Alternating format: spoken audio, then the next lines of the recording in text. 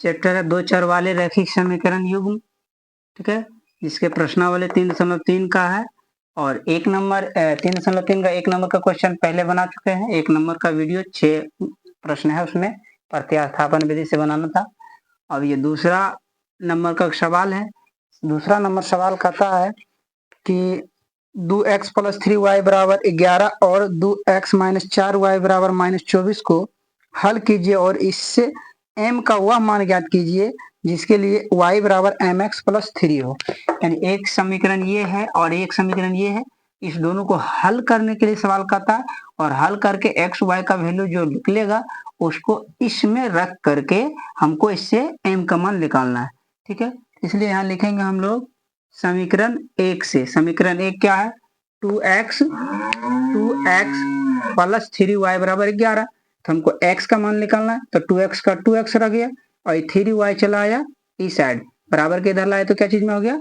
Minus में, ठीक है। तो अब ये हो गया 11 - 3y, तो यहाँ 2x बराबर हो गया 11 - 3y। x का वैल्यू निकालना है तो x का x हो जाएगा, ये 2 कहाँ गया? बटन में। 11 - 3y बटा 2, ये समीकरण कितना हो गया?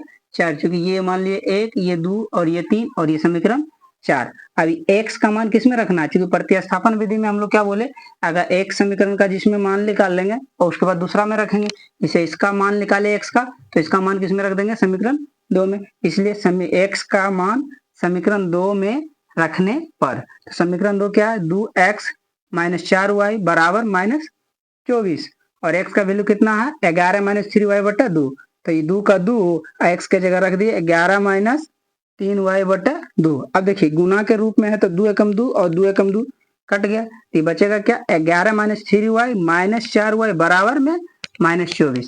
तो 11 का 11 -3 तो -3y -4y -4y बराबर -24 -24। अब देखिए ये घटा घटा दोनों सेम चीज है, घटा घटा जोड़, तो 3y और 4y, 4 3 7y, वो भी घटा में, तो 11 घटा 7y बराबर -24, ठीक है। अब ये जो अंक है, अंक को ले आए इस साइड में, तो -7y का -7y बराबर था बराबर, -24 तो -24 और ये 11 इधर लाए तो क्या चीज में हो गया? माइनस में, चूंकि इधर प्लस में था। बराबर के अगर इधर या उधर लेके जाते हैं संख्या को तो उसका चिन्ह में क्या हो जाता है? परिवर्तन हो जाता है, इसलिए ये प्लस में था तो इधर आ गया तो माइनस में हो गया। अब माइनस माइनस क्या होता है? प्लस। 24 से 11 35 -7y बराबर -35, इसलिए y बराबर -35 बटे 7, ठीक है, माइनस में 7 है। अब 7 एकम 7 और 7 पचे 33, यानी y बराबर कितना? 5 हो गया, चूंकि माइनस माइनस से कट गया, y बराबर कितना आ गया? 5। अब y का मान समीकरण 4 में रखने पर, ठीक है, तो x बराबर कितना? समीकरण 4 क्या? x बराबर 11 - 3y, अब बटा में 2 है, ठीक है, बराबर का बराबर, 11 का 11, घटा का घटा, 3 का 3। अब यहाँ y का मान कितना निकाले? 5, तो यहाँ पे 5 रख दिए, ठीक है। 5 गुना 3 5 3 15, 11 के 11, घटा घटा, बटा में 2 तो बटा में 2। अब देखिए जोड़ है घटा, तो जोड़ घटा घटा, तो 15 में 11 घटेगा कितना? 4, अब बड़ा 15 तो इसलिए माइनस का चिन्ह हो गया, अब बटा में 2 तो 2, ठीक है, 2 एकम 2 और 2 दूनी 4, यानी x का मान कितना निकला? -2। x का मान -2 और y का मान 5। अब हमको जब x और y का मान निकल गया है तो सवाल क्या बोला था कि m का मान ज्ञात कीजिए, और ये समीकरण 3 है, इसलिए अब समीकरण 3 से, समीकरण 3 क्या है?